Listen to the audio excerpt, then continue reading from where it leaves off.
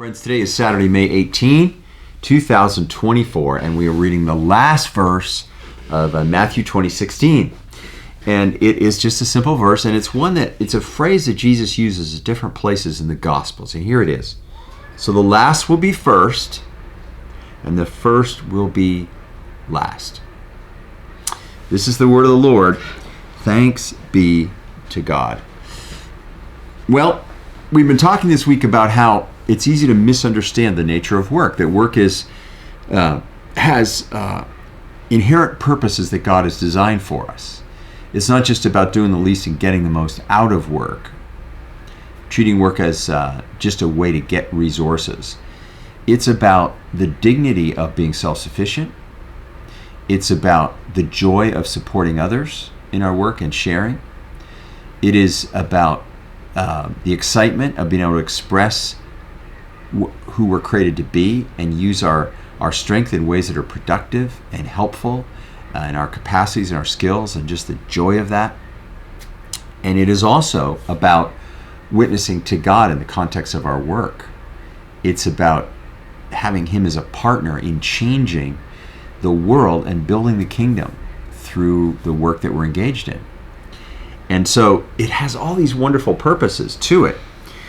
And those get missed by some of the folks in our parable who are just thinking of work in terms of what they can get out of it. They're missing the nature of work, but they're also missing, because this is a kingdom parable, the nature of grace. Grace is the way God operates in the world, and it is not in proportion to what we deserve. Think about what God can do for us. He can extend our lives into eternity and elevate our lives to a level of joy and perfection that we only get glimpses of in this life. He can help us to overcome confusion with truth. He can heal the wounds, psychic and physical, that are in us so that there's a wholeness to our life. This sometimes we experience now, and we will definitely experience it in His presence.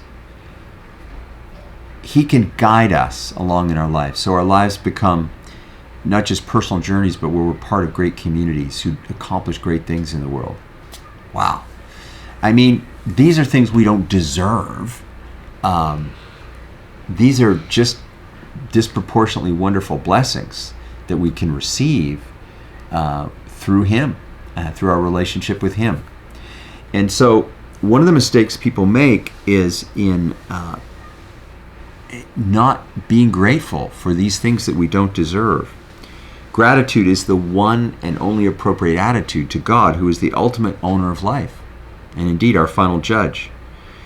Everyone who has this other feeling, who thinks God owes them things, like the first workers, that they deserve His favor and blessing,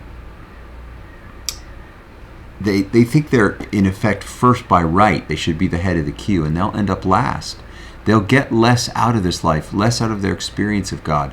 They'll have less joy, they'll have less gratitude, they'll have less impact in the world.